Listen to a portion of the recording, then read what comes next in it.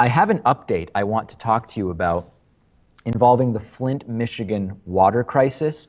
I've been saying for months that the Flint water crisis should be a criminal case, and it finally is. Two state regulators and a city employee have now been charged with official misconduct, evidence tampering, and other offenses over the lead contamination that was hugely alarming to the country.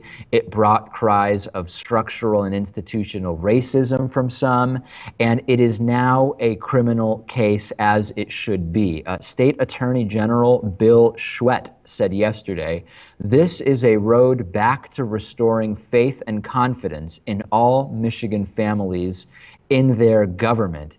He said these are just the first charges in the disaster and that there could be more forthcoming. And the big question, Lewis, has been about the Michigan governor, and nothing really specifically said other than everything is on the table at this point. I don't know of anyone who really thinks we're going to see charges against Governor Rick Snyder here, who didn't even acknowledge the problem until last fall. Even though tests revealed high levels of lead in children for a very long time. And as we know, heavy metals like lead can cause low IQ in children, behavioral problems, etc. If I had to guess, these three individuals, and I want to be clear, I've said this should be a criminal case all along, these may be scapegoats here for misdeeds by higher ups.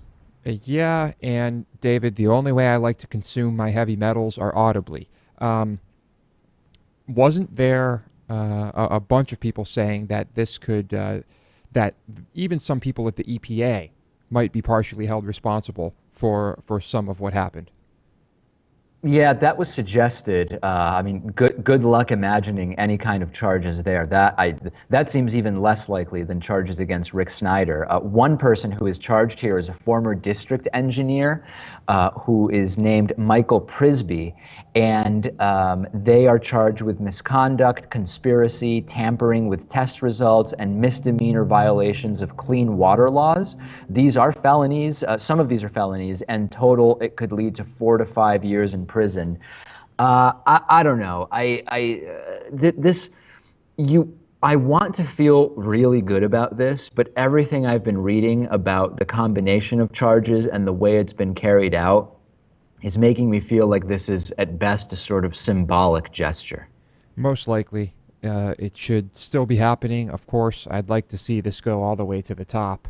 And I have a really hard time believing that this is actually going to restore faith in government for the people in Michigan, in Flint. If I were living there, that would be gone for the rest of my life, no matter what happens here. Well, last year and last week, most recently, we interviewed water economist David Zetland, and he told us a year and a half ago when we interviewed him, the biggest question mark or potential problem around water is that of governance and regulation. And of course, cronyism, corruption, and these types of decisions that we saw in Flint, Michigan are exactly what David Zetland described.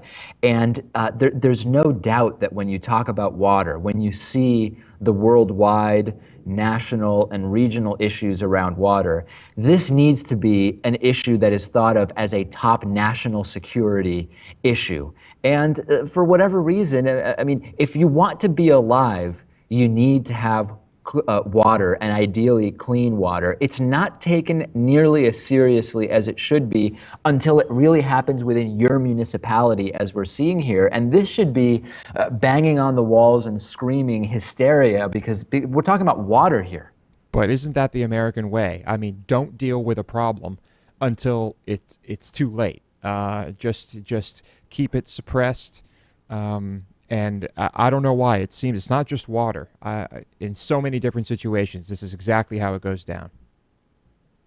Send me your thoughts about this. I'm on Twitter at dpacman, and Lewis is on Twitter at Lewis Motamedi. And of course, support independent media by voting with your dollars through something we call membership. You get some great benefits as well. Sign up at davidpacman.com/membership.